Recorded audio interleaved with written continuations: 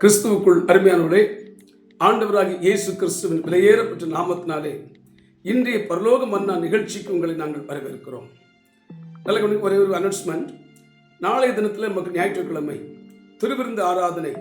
ஆகவே நாளை காலை 6:30 மணிக்கு முதல் ஆராதனையும், 9:30 மணிக்கு இரண்டாவது ஆராதனையும், மாலை 6:30 மணிக்கு மூன்றாவது ஆராதனை நடைபெறும் என்பதை தெரியப்படுத்துகிறோம். கர்த்தர் இன்றைய நாளிலே இயேசு சுடப்பட்டார் என்கிற தலைப்பிலே நாம் கர்த்தருடைய வசனத்தை தியானிப்போமாக. அதற்கு ஆதாரமாக யாத்ராகமத்தின் புஸ்தகம் 12ஆம் அதிகாரம் 8வது வசனத்தை வாசிக்கிறேன், கவனிங்கள். அன்று ராத்திரியிலே அதன் மாம்சத்தை நெருப்பினால் சுட்டு புளிப்பில்லாத அப்பத்தோடும் கசப்பான கீரையோடும் அதை புசிக்க கடவர்கள். கவனிங்கள். இஸ்ரவேல் ஜனங்கள் எகிப்திலே இருக்கிறார்கள், கொடுமைப்படுத்தப்படுகிறார்கள், கூக்கரிடுகிறார்கள். கர்த்தரை கேட்டு மோசே இரட்சகனை அனுப்புகிறார்.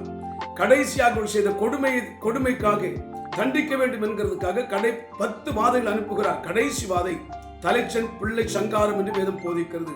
அப்பொழுது சொன்னார், தேவ ஜனங்கள் எல்லாரும் பாதுகாப்பாக இருப்பதற்காக நீங்கள் குடும்பத்துக்கு ஒரு ஆட்டுக்குட்டியை தெரிந்து கொள்ளுங்கள். ஆபிப் மாதம் 10ஆம் தேதி தெரிந்து கொண்டு 14ஆம் தேதி மாலை 3 மணிக்கு அதை அடியுங்கள். அதன் இரத்தத்தை எடுத்துக்கொண்டு வந்து வீட்டு நிலைக்காலில் சட்டத்தில் குறுக்கிலும் நெடுக்கிலுமாக பூசிவிட்டு அந்த ஆட்டினுடைய சரீரத்தை நீங்கள் நெருப்பினால் சுட்டு சாப்பிடுங்கள். சுட்டு சாப்பிட்டு விட்டு நீங்கள் ரத்தம் பூசப்பட்ட வீட்டுக்குள்ளே போய் மறைந்து கொள்ளுங்கள், மறைவிடத்தில் தங்கிக் கொள்ளுங்கள் என்று கர்த்தர் சொன்னார். அதே போல செய்தார்கள். இரவு பாதை வந்தது. எந்தெந்த வீட்டெல்லாம் ரத்தம் பூசப்பட்டிருந்ததோ அந்த வீட்டை எல்லாம் பாதை கடந்து போனது. அர்த்தம் என்ன? இந்த புதிய ஏற்பாட்டு காலத்திலே நாமே வீடாக இருக்கிறோம். ஒவ்வொரு நாளும் ஈசோப்பு என்கிற கொழுந்தாகி நம்முடைய நாவினாலே இயேசுவின் ரத்தம், ஆட்டுக்குட்டியின் ரத்தம் என்னை பாதுகாக்கிறது என்று அறிக்கை செய்யும் பொழுது அந்த ரத்தத்தை எடுத்து நம்முடைய சரீரத்திலே ரத்தத்தின் வல்லமை எடுத்து நாம் பூசுகிறோம். ஒவ்வொரு நாளும் நமக்கு தீங்கு இல்லாமல் பாதுகாப்பாக பத்திரமாய் பாதுகாக்கப்படுகிறோம். ஆமென் சொல்லுங்க.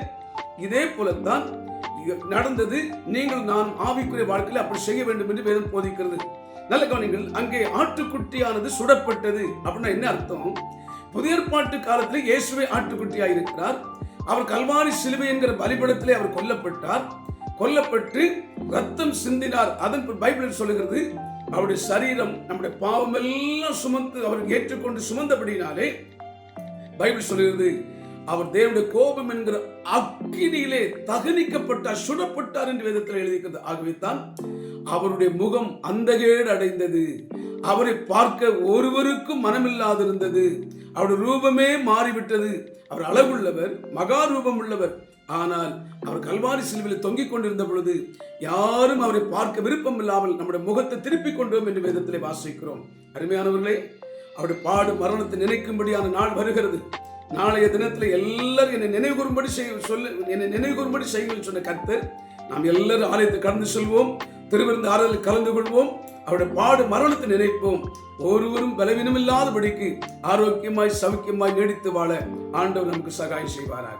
ஆமென். கர்த்தாவே, இதை கேட்டுக்கொண்டிருக்கிற பார்த்து கொண்டிருக்கிற யாவரையும் ஆசீர்வதியும். இயேசுவின் நாமத்தினாலே கல்வாரி சிலுவையினுடைய சகல ஆசீர்வாதங்களை இவர்கள் சுதந்தரிக்கட்டும். இயேசுவின் இன்ப நாமத்தில் ஜெபிக்கிறோம் பிதாவே. ஆமென். ஆமென். கர்த்தர் தாமே உங்களை ஆசீர்வதிப்பாராக.